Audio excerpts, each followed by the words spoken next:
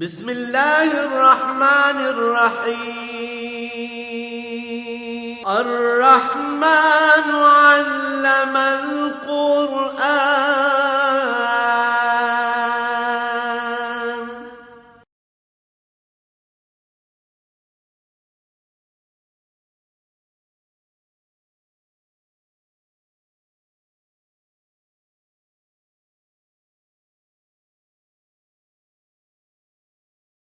الحمد للہ رب العالمین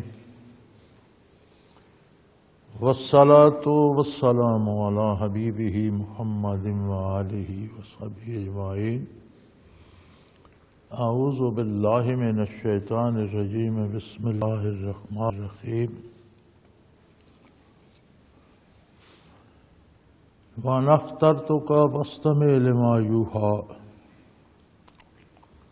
اننی انا اللہ لا الہ الا انا فاعبدنی واقم الصلاۃ لذکری ان الساعۃ آتیۃ اکاد اخفیہا لتجزی کل نفس بما تسعی فلا یصدنک عنہا من لا یؤمن بہا واتبع ہواہ فتردی وما تلک بیمینک یا موسیٰ قال هي عصاي اتوكل عليها واحش بها على غنمي ولي فيها مغارب اخرى قال القها يا موسى فالقاها فاذا هي حية تسعى قال خذها ولا تخف سنعيدها سيرتها الاولى اللهم سبحانك لا علم لنا الا ما علمتنا انك انت العليم الحكيم.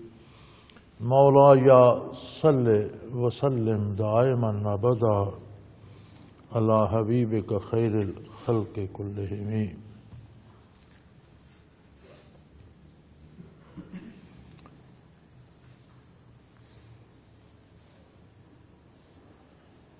جب موسیٰ علیہ السلام وادی طوا میں پہنچے تو ارشاد باری تعالی ہوا وَأَنَا اخْتَرْتُكَ، ہم نے آپ کو منتخب فرما لیا ہے، چن لیا ہے نبوت و رسالت کے لیے. فَاسْتَمِعْ لِمَا يُوحَىٰ، سو بڑے غور سے پوری توجہ سے سنیے اور سمجھیے جو وحی آپ پر آتی ہے. گویا اخترتو کا معنی تھا کہ آپ کو نبوت کے لیے چن لیا گیا ہے، آپ اللہ کے نبی مبعوث ہو گئے ہیں.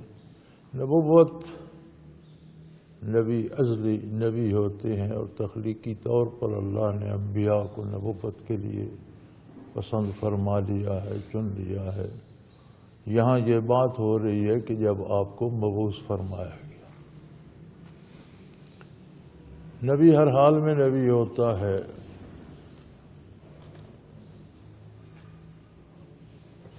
اور ازل سے تخلیقی طور پر چن لیا جاتا ہے، اور ہمیشہ نبوتی وہ صفت ہے جو نبی کی ذات کا وصف بن جاتی ہے، اور نبی ہمیشہ نبی رہتا ہے، دنیا میں بھی، برزخ میں بھی، آخرت میں بھی، جنت میں بھی نبی ہوگا. تو فرمایا ہم نے آپ کو نبوت کے لیے منتخب فرما لیا، یعنی آپ نبی مبعوث ہو گئے ہیں. نبی جب مبعوث ہوتا ہے تو تب اعلان نبوت کا مکلف ہوتا ہے، اور پھر اس پر وحی شروع ہوتی ہے، جو احکام الہی آتے ہیں وہ آگے پہنچاتا ہے. سو فرمایا فاستمع لما یوحیٰ، آپ پر جو وحی کی جا رہی ہے وہ پوری توجہ سے سنیے. اللہ کا نبی بنیادی طور پر عقائد بیان فرماتا ہے، لیکن عقائد کا تعلق کردار اور اعمال سے ہے. ایک آدمی کہتا رہے میں اللہ کو واحد لا شریک مانتا ہوں اور عملاً بتوں کو سجدے بھی کرتا رہے. ایک آدمی کہتا رہے میں اللہ کو اپنا خالق مالک مانتا ہوں اور نافرمانی بھی کرتا رہے، اسے اس بات کا پتہ ہی نہ ہو کہ اللہ کی رضا کس بات میں ہے اور اللہ کس بات پہ خفا ہوتے ہیں، تو اللہ کا نبی اور رسول عقیدہ اور ایمان بھی بتاتا ہے اور اعمال و کردار بھی، پوری زندگی کا نصاب حیات بھی بیان فرماتا ہے۔ وہ ذاتی معاملات ہوں، خاندانی ہوں، ملکی ہوں یا بین الاقوامی ہوں، ہر شعبہ زندگی پہ اللہ کا نبی رہنمائی فرماتا ہے، اور وہی حق ہے جو اللہ کا نبی ارشاد فرماتا ہے، اور اس کے باہر جانا جرم ہے، گناہ ہے، نافرمانی ہے۔ سو فرمایا آپ پوری توجہ سے سنیے، سب سے بنیادی بات تو یہ ہے کہ اننی انا اللہ لا الہ الا انا، یقیناً میں ہی اللہ ہوں،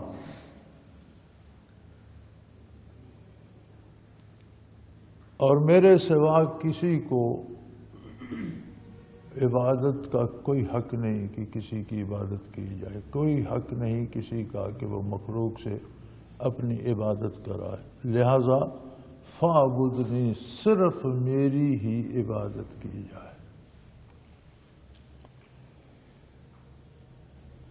یہ بڑا نازک سا مقام ہے، اور اسے خوب سمجھنا چاہیے کہ عبادت صرف نماز، روزہ یا رکوع و سجدہ ہی نہیں ہے۔ نفع کی امید پر یا نقصان سے کے ڈر سے جب ہم کسی کی اطاعت کرتے ہیں تو وہ عبادت ہوتی ہے۔ اب اگر اللہ کے حکم پر عمل کیا جائے تو درمیان میں تو کوئی نہیں آتا، اللہ کے نبی نے پہنچا دیا اور اللہ کا حکم بندے نے مان لیا، لیکن جب وہ بندوں سے امیدیں وابستہ کر کے ان کی اطاعت میں خلاف شریعت کام کرتا ہے، اور اسے یہ امید ہوتی ہے کہ اس سے مجھے کچھ ملے گا، اگر نہیں کروں گا تو میرا نقصان ہوگا، تو یہ عبادت ہوتی ہے، اور عبادت صرف اللہ کا حق ہے، دوسروں کی عبادت کرنا شرک شمار ہوتا ہے۔ فرمایا وَأَقِمِ الصَّلَاةَ لِذِكْرِي،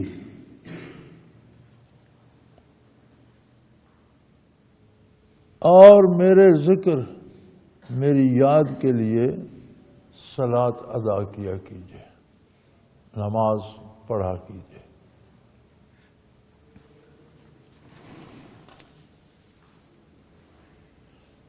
تو نماز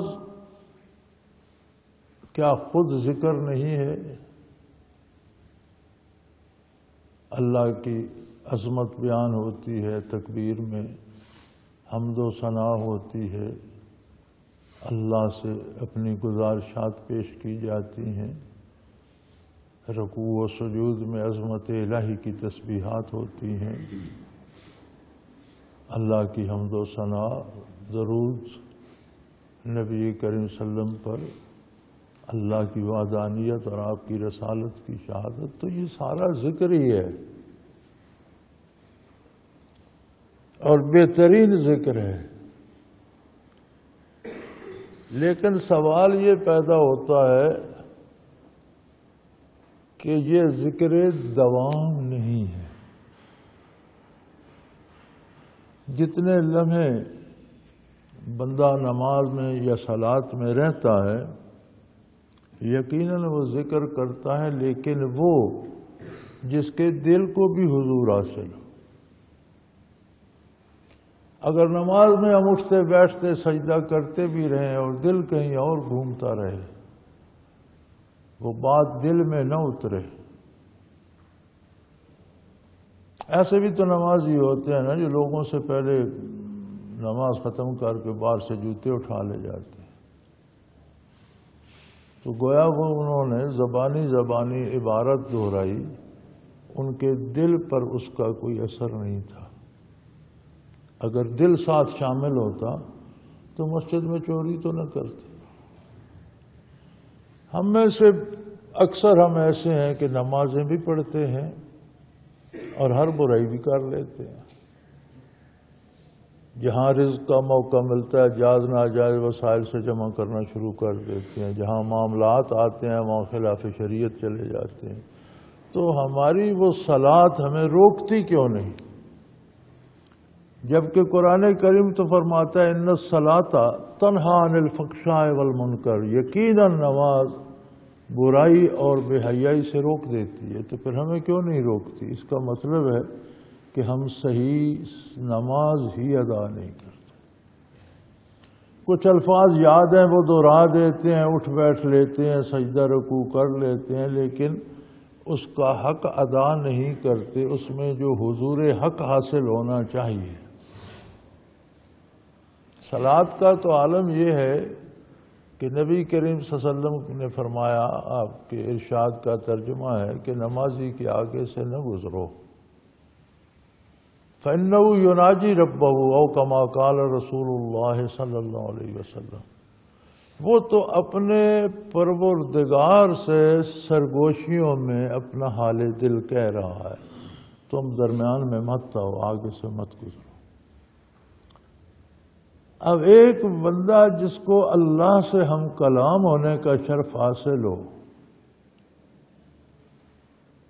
متعدد رکعتیں پڑھے، متعدد رکوع کرے، متعدد سجدے کرے، تو پھر کیسے وہ باہر نکل کر اللہ کی نافرمانی کر سکتا ہے؟ تو اس کا مطلب یہ ہے کہ ہمارا دل ساتھ نہیں ہوتا، نماز کی وہ کیفیات دل میں نہیں اترتی. ہم خانہ پوری کر لیتے ہیں، اٹھے بیٹھے سجدہ رکوع کیا اور پھر جو جی میں آیا وہ کر لیا. اس لیے فرمایا وَأَقِمِ الصَّلَاةَ لِذِكْرِي، میری یاد کے لیے نماز ادا، یعنی نماز ادا کرنے سے دل میں اللہ کی یاد بس جائے. بات کرتے وقت بھی اللہ کی یاد دل میں ہو اور کوئی خلاف شرع لفظ منہ سے نہ نکلے. کام کرتے وقت اللہ کی یاد سینے میں ہو، اللہ کی یاد جذب ہو جائے، دل میں قائم ہو جائے. اسی لیے ذکر دوام کی ضرورت پر قرآن کریم نے زور دیا ہے کہ میری یاد ما حصل ہے. ذکر الہی ساری عبادتوں کا بھی حاصل ہے کہ اللہ کی یاد دل میں سینے میں رچ بس جائے. ان الساعۃ آتیۃ اکاد اخفیها لتجزی کل نفس بما تسعی، یقیناً قیامت تو آنے والی ہے، اس میں کوئی رائی برابر شبہ نہیں، کوئی شبے کی گنجائش نہیں. لیکن اللہ کریم کو یہ بات پسند ہے کہ یہ اتنا بڑا حادثہ ہے کہ اگر لوگوں کو بتا دیا جائے تو ان کی زندگی اجیرن ہو جائے، وہ زندہ نہ رہ سکے. کسی کو موت کا وقت بھی بتا دیا جائے تو اس کے اعضاء و جوارح شل ہو جاتے. آپ نے کبھی دیکھا ہو جن لوگوں کو سزائے موت ہو جاتی ہے، وہ اس چھوٹی سی کوٹھڑی میں بھی پر امید بیٹھے ہوتے ہیں کہ خیر ہے، ابھی بہت فرصت ہے، اپیل منظور ہو جائے گی، فلاں ہو جائے گا، فلاں ہو جائے گا. لیکن جب آخری حکم آ جاتا ہے جسے وہ بلیک وارنٹ کہتے ہیں، سیاہ وارنٹ، وہ آرڈر آ جاتا ہے کہ اسے فلاں اس تاریخ کو اتنے بج کر اتنے منٹ پر پھانسی پہ لٹکا دیا جائے، تو وہ عموماً اگر آج آتا ہے تو کل بندے کی پھانسی ہوتی ہے. تو پھر وہ اس کے بیوی بچوں کو بھی اطلاع دیتے ہیں کہ آج آ کر ملاقات کر لو، اسے رات کو پھانسی دے دی جائے گی. وہ لمحات ایسے ہوتے ہیں کہ اس کے حواس بھی مختل ہو جاتے ہیں جب اسے یقین ہو جاتا ہے کہ اس رات کو یا اس سحری کو مجھے پھانسی مل گئی. ہم ایک ایسی آدمی سے ملنے گئے تھے جیل میں، تو اس کی بیوی اس کے بچے کوٹھڑی کے باہر بیٹھے تھے اور وہ پوچھتا تھا کہ یہ بچے کس کے ہیں. اتنے حواس مختل ہوتے ہیں کہ وہ بار بار پوچھتا تھا کہ یہ بچے کون ہیں، یہ کس کے بچے ہیں، حالانکہ اس کے اپنے بچے تھے۔ صرف اس خبر نے کہ کل صبح مجھے مرنا ہے، اس خبر نے حواس مختل کر دیے تھے۔ اور اگر قیامت کی خبر مخلوق کو ہو کہ فلاں دن فلاں وقت ساری دنیا تباہ ہو جائے گی، تو لوگ تو زندہ، مخلوق تو زندہ نہیں رہ سکے۔ سو فرمایا یہ اتنی بڑی خبر ہے کہ اللہ کو یہ پسند تھا کہ اکاد اخفیہ، اللہ چاہتے تھے کہ اسے پوشیدہ رکھیں، اور جب یہ قائم ہو لتجزا کل نفس بما تسعی، تو پھر ہر ایک کو وہ بدلہ دیا جائے جس کے لیے وہ دنیا میں محنت کرتا رہا، جس کے لیے وہ کاوش کرتا رہا۔ اب ہر بندہ اپنا جائزہ لے سکتا ہے کہ جو کچھ وہ کر رہا ہے وہ کس لیے ہے۔ اگر تو شریعت کے مطابق مزدوری کرتا ہے، تجارت کرتا ہے، دولت حلال کماتا ہے، تو یہ بھی آخرت کے لیے ہے، دنیا کی سہولت بھی ہے اور آخرت کا اجر بھی ہے۔ اگر خلاف شریعت محنت کرتا ہے تو پھر وہ صرف دنیا کے لیے ہے اور آخرت میں اسے کچھ نہیں ملے گا۔ تو فرمایا کون کس کے لیے محنت کرتا رہا، اس کا مدعا کیا تھا، اس کے مطابق اسے اس کا بدلہ دیا جائے۔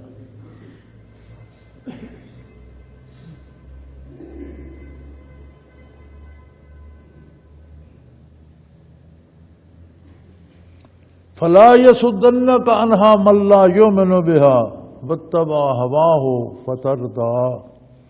فرمایا روئے زمین پر بے شمار بد نصیب لوگ ایسے ہیں جنہیں نہ قیامت کا یقین ہے نہ آخرت کے اجر کو مانتے ہیں، جن کے ذہن میں صرف دنیا بسی ہوئی ہے، ہر جائز ناجائز طریقے سے، خوش آمد سے، چوری سے، زوری سے دولت جمع کرنا چاہتے ہیں یا صرف اقتدار چاہتے ہیں۔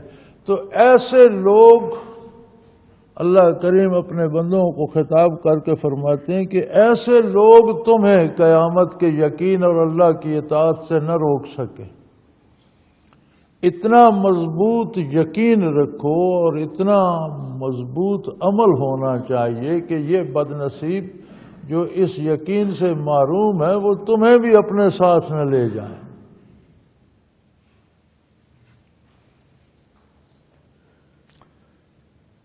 آج کل ہمارا ایک رجحان ہے کہ ہم پیسے کمانے کے لیے کہیں بھی جانے کو تیار ہیں، اور بڑی مزے کی بات ہے کہ یہاں پاکستان میں ہم کام نہیں کرنا چاہتے، کوئی کام کرنا پسند ہی نہیں کرتا۔ یہاں سے باہر ہر بندے کی خواہش ہے، پھر ہم چلے جاتے ہیں مغربی ممالک میں جن کو کوئی سبب بن جاتا ہے، وہاں جا کے پھر شور ہوتا ہے جی یہاں کھانے کو حلال نہیں ملتا، اب ہم کیا کریں جی، فلاں نہیں ہوتا جی، بے پردگی ہے جی، یہ ہے وہ ہے، پھر وہاں جا کر انہیں یاد آتا ہے۔ تو اسی آیت میں یہ مسئلہ بھی حل کر دیا کہ جسے خطرہ ہو کفار میں جا کر بھٹک جانے کا، وہ ان سے اجتناب کرے۔ علماء حق نے اس کی تشریح کی ہے کہ ایک بندے وہ ہوتے ہیں جو کفار کے درمیان بھی چلے جائیں تو کسی نہ کسی کافر کو اپنے ساتھ مسلمان بنا لیتے ہیں، ان کی وجہ سے لوگوں کو ہدایت ملتی ہے، ان کی وجہ سے لوگوں کی اصلاح ہوتی ہے۔ ایسے لوگوں کا جانا ضروری ہے کہ وہ جائیں۔ کچھ لوگ ایسے ہوتے ہیں کہ کسی کافر کو مسلمان نہیں کر سکتے تو خود کفار کی تعذیب میں نہیں ڈھلتے، اپنے آپ کو بچا رکھتے ہیں، ان کے لیے جانا جائز ہے۔ کچھ ایسے ہیں جو مجبور ہو کر انہی میں گھل مل جاتے ہیں، ایسوں کا جانا حرام ہے، انہیں کفار سے بچنا چاہیے۔ جن کے اپنے ضائع ہونے کا اندیشہ ہے انہیں وہاں نہیں جانا چاہیے۔ اور ساتھ فرمایا فلا يصدنك عنها من لا يؤمن بها، جو قیامت کو مانتا ہی نہیں، کہیں وہ آپ کو بھی بھٹکا نہ دے اور وہ تو اپنی خواہشات کی پیروی کر رہا ہے.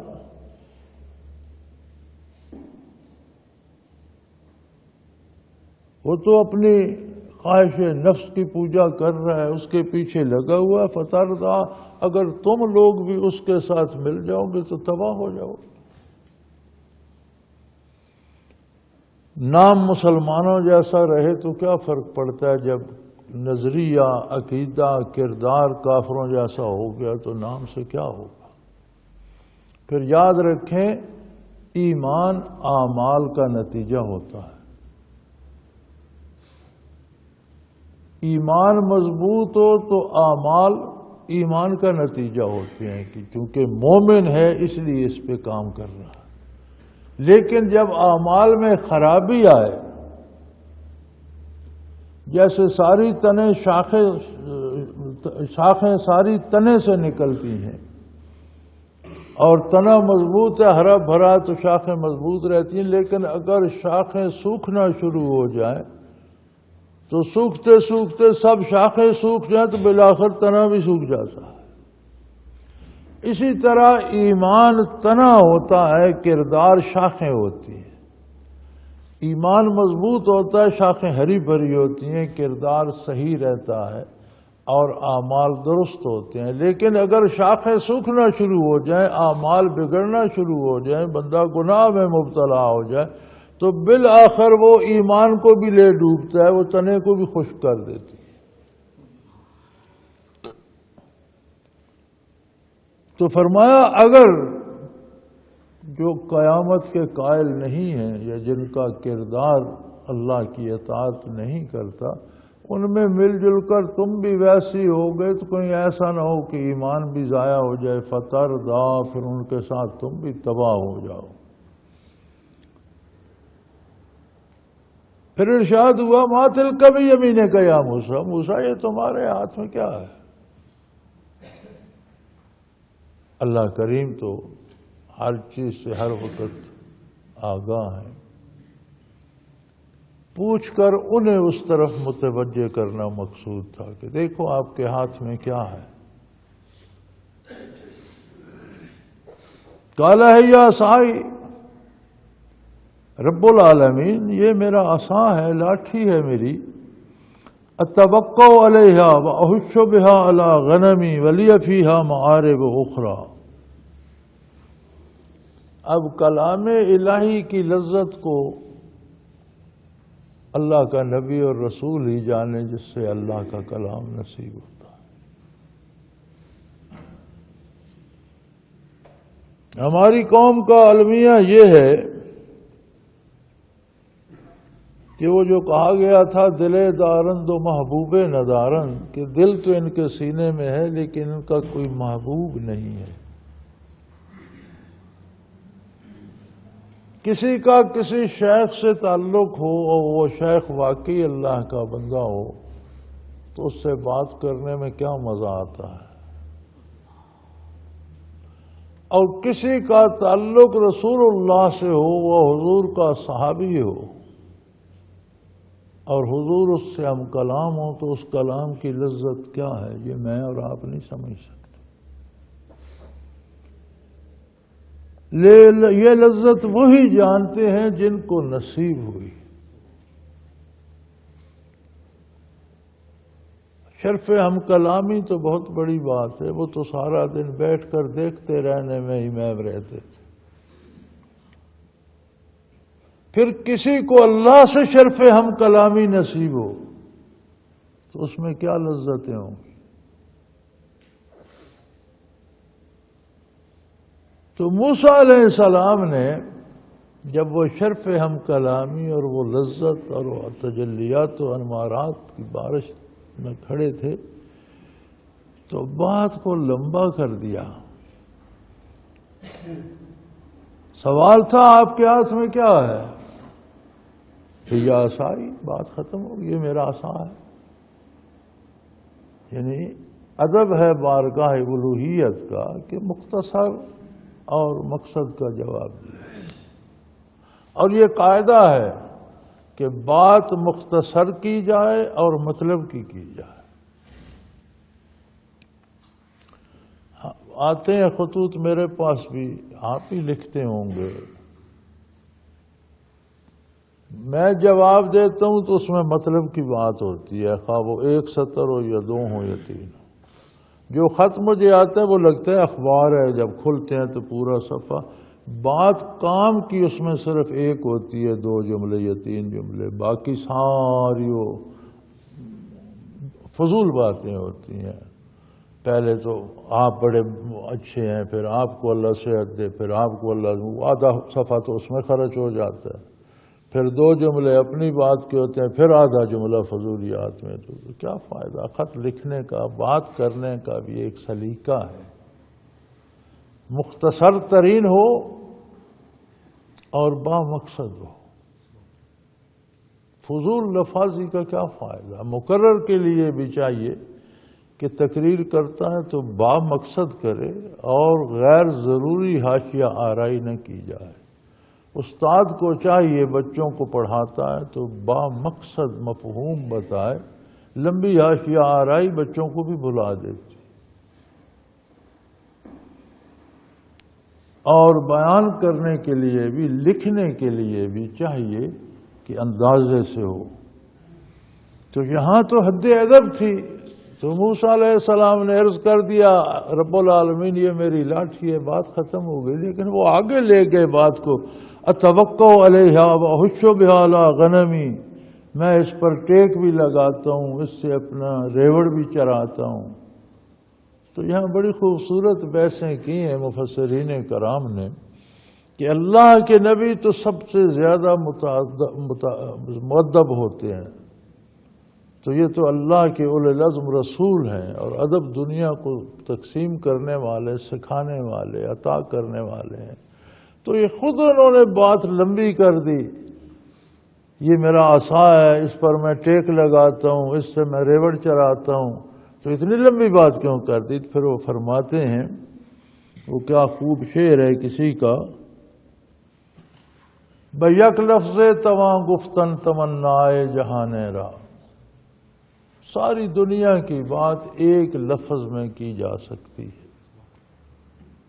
آپ کسی بات کے جواب میں صرف ہاں کہہ دیں یا نہ کہہ دیں، بات ختم ہو جاتی۔ ایک لفظ میں دنیا بھر کی کوئی بات، کوئی معاملہ ایک لفظ میں ختم کیا جا سکتا ہے۔ بیک لفظ تواں گفتن تمنائے جہان را، منا ذوق حضوری طول دادم داستان را، میں تو جب آپ سے بات ہوئی تو اس بات کی لذت لینے کے لیے میں نے بات کو لمبا کر دیا۔ منا ذوق حضوری طول دادم داستان را، میں نے تو حضوری کے شوق میں، شرف ہم کلامی کی لذت میں گم ہو کر بات کو لمبا کر دیا۔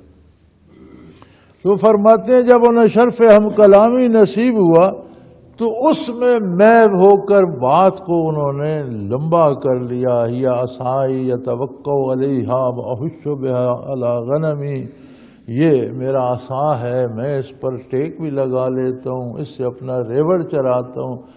پھر دفعتاً بات کو مختصر بھی کر دیا کہ حد ادب سے نہ گزرے، ولی فیہا معارب اخری، اس سے میں اور بھی بہت سے کام لیتا ہوں۔ یہ انداز ہے نا انبیاء و مرسلین کا کہ ذوق حضوری میں بات کو لمبا بھی کیا، بات کی لذت میں محو ہو گئے، لیکن حد ادب سے آگے نہیں جانے دیا، یکدم ختم بھی کر دیا کہ اور بھی بہت سے کام اس سے لے، تو اب وہ کام نہیں گنائے۔ یہ میرا عصا ہے، اس پر میں ٹیک لگا لیتا ہوں، اس سے میں بکریاں چراتا ہوں، یا رب العالمین اور بھی بہت سے کام لیتا ہوں۔ لذت ہم کلامی کے لیے اسے لمبا بھی کیا اور حد ادب کے لیے یکدم مختصر بھی کر دیا۔ یہ شان ہوتی ہے اللہ کے محبوب بندوں، اللہ کے نبیوں رسولوں کی۔ قال القھا یا موسیٰ، ارشاد ہوا، باری تعالیٰ نے فرمایا موسیٰ اسے پھینک دو، اسے ہاتھ سے پھینک دیجئے۔ فالقاہا، جب ارشاد ہوا تو انہوں نے پھینک دیا ہاتھ سے۔ فَإِذَا هِيَ حِيَّةٌ تَسْعَىٰ، انہوں نے دیکھا یہ تو بہت بڑا اژدہا ہے اور ادھر ادھر حرکت کر رہا ہے، دوڑ بھاگ رہا ہے۔ فَأَلْقَاهَا، جب انہوں نے لاٹھی کو پھینکا، فَإِذَا هِيَ حِيَّةٌ تَدْعُو، انہوں نے پھینکنا تھا کہ ناگہاں وہ تو ایک اژدہا بن گئی اور وہ پھنکارنے لگا اور ادھر ادھر بھاگنے لگا۔ تو پھر ارشاد باری وَقَالَ خُذْهَا وَلَا تَخَفْ، موسیٰ اسے پکڑ لیں، ڈرے نہیں۔ انبیاء اور رسول اللہ کے مقرب بھی انسان ہوتے ہیں، انسانی خصوصیات ان میں بھی ہوتی ہیں۔ فطری طور پر جب ایک لاٹھی پھینکی تو ایک بہت بڑا اژدہا بن گیا، تو ایک خوف موسیٰ علیہ السلام کو بھی آیا، تو فرمایا لا تخف، موسیٰ اس میں ڈرنے کی بات نہیں ہے، آپ اسے پکڑ لیں، سنعیدھا سیرتھا الاولیٰ، جب آپ پکڑیں گے ہم اسے پھر لاٹھی بنا دیں گے۔ چنانچہ موسیٰ علیہ السلام نے پکڑا تو وہی لاٹھی تھی۔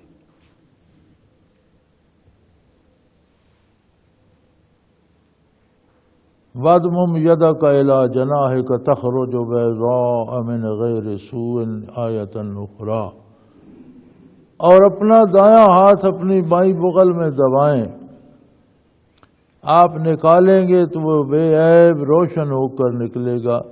یہ دوسری نشانی ہے۔ فرمایا یہ دایاں ہاتھ اس طرح بغل میں رکھیں، اسے باہر نکالیں، وہ چاند کی طرح روشن ہو۔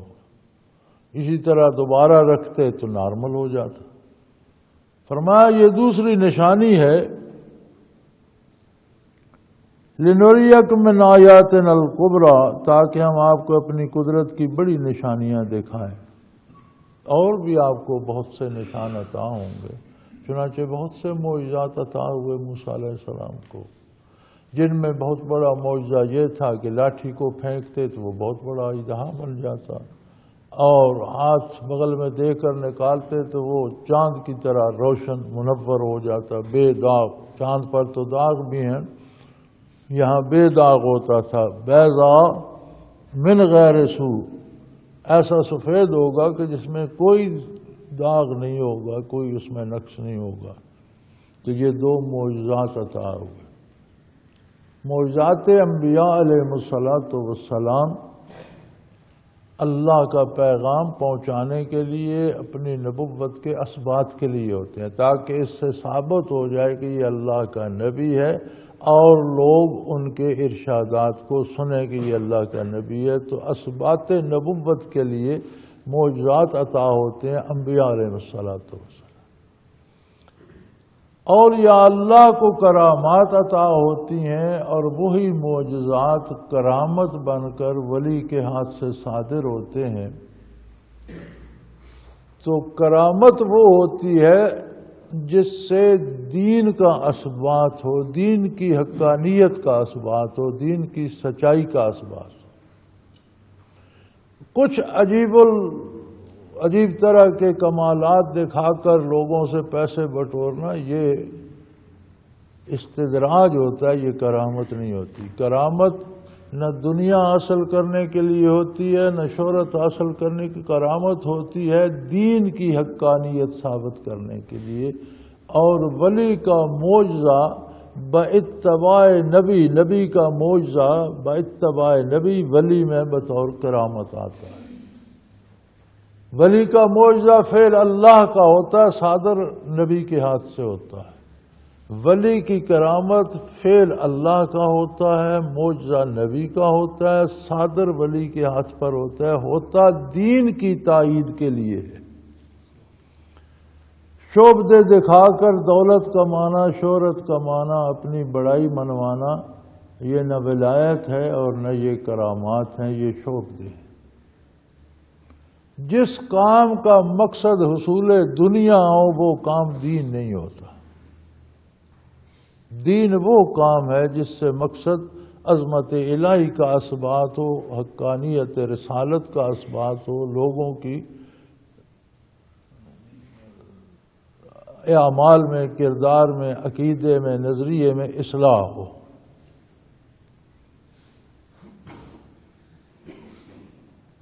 تو یہ معجزات کیوں عطا ہوئے موسیٰ علیہ السلام کو؟ فرمایا اذهب الى فرعون انه طغى، آپ کو اس لیے معجزات بخشے گئے ہیں کہ آپ جائیں فرعون کے پاس، وہ حد سے گزر چکا ہے۔ اب یہ بھی تو ہو سکتا تھا کہ آپ عام لوگوں میں تبلیغ کرتے اور پھر بالآخر سارے لوگ، اکثر لوگ جب مسلمان ہو جاتے تو فرعون بھی توبہ کر لیتا. لیکن طریقے تبلیغ یہ بتایا اللہ نے کہ سیدھے فرعون سے بات کرو. اگر فرعون کو توبہ نصیب ہوگی تو یہ عوام ساری قوم مسلمان ہو جائے گی. نبی علیہ الصلوۃ والسلام کی بھی عادت مبارکہ تھی کہ آپ قوم کے سرداروں کے پاس تشریف لے جاتے تھے. تو بڑے لوگوں کے سرداروں کے پاس جانے سے کوئی ایک بڑا آدمی سدھر جائے تو بے شمار لوگ جو اس سے وابستہ ہوتے ہیں ان کی اصلاح ہو جاتی. تو یہاں فرمایا اذهب الى فرعون انه طغى. موسیٰ جائیے فرعون کے پاس، وہ تو حد سے گزر چکا ہے. وہ خود کو رب اعلیٰ کہتا تھا، میں سب سے، اگر کوئی اور رب ہے بھی تو ہوا کرے میں سب سے بڑا رب. اپنی عبادت اپنی ذات کو سجدے کرواتا تھا، خدا کہلاتا تھا. بہت بڑی فوجی طاقت تھی، بہت بڑا لشکر تھا اس کا، بہت بڑا امیر ریاست تھی، بہت بڑا خزانہ تھا، بہت زیادہ وسائل تھے. تو فرمایا آپ کے پاس، اس کے پاس دولت بھی ہے، لو لشکر بھی ہیں، افرادی قوت بھی ہے، لیکن آپ کے پاس حق ہے، آپ اللہ کے برحق نبی اور رسول ہیں، اور آپ کے پاس معجزات ہیں، نہیں مقابلہ نہیں کر سکے گا. آپ جائیے فرعون کے پاس جائیے سیدھے. انہو طغی، وہ اب حد سے گزر چکا ہے، اس سے مزید اسے مہلت نہیں ملنی چاہیے، اس سے بات کی جانی چاہیے. آپ تشریف لے جائیں. وآخر دعوانا ان الحمدللہ رب العالمین. اللہ اللہ اللہ اللہ اللہ اللہ اللہ اللہ.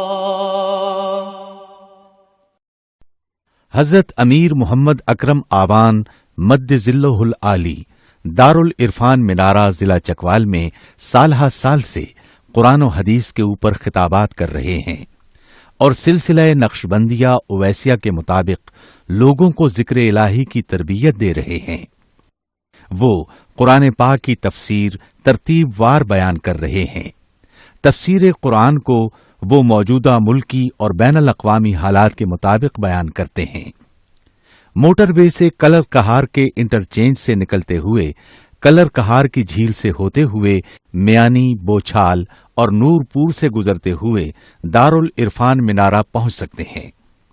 حضرت امیر محمد اکرم آوان نے بچیوں اور بچوں کی دینی اور دنیاوی تعلیم کے لیے سقارہ اکیڈمی کے نام سے ایک درسگاہ بھی قائم کی ہے، جس کا افتتاح ملک پاکستان کے صدر جنرل محمد ضیاء الحق نے اپنے دست مبارک سے کیا تھا. وہ تمام احباب جو اسلام کی طلب رکھتے ہیں ان سے گزارش ہے کہ دارالعرفان منارہ ضلع چکوال میں امیر محمد اکرم آوان صاحب کے خطابات سے مستفید ہوں. وہ ہر جمعے کو نماز سے پہلے بیان فرماتے ہیں. ہر ماہ کی پہلی اتوار کو ماہانہ اجتماع ہوتا ہے جس میں آپ خصوصی خطاب فرماتے ہیں اور پاکستان کے چاروں صوبوں سے احباب اس اجتماع میں شرکت کرتے ہیں. اس کے علاوہ یہاں سال میں 2 مرکزی اجتماعات بھی ہوتے ہیں. ایک رمضان المبارک میں اعتکاف کا اجتماع اور دوسرا جولائی اور اگست میں 40 دن کا اجتماع ہوتا ہے جس میں روحانی تربیت کی جاتی ہے. اپنا خون سیماب دے کر اتنا ہم کر جائیں گے، نام آقا کا چمن میں پھر رقم کر جائیں گے.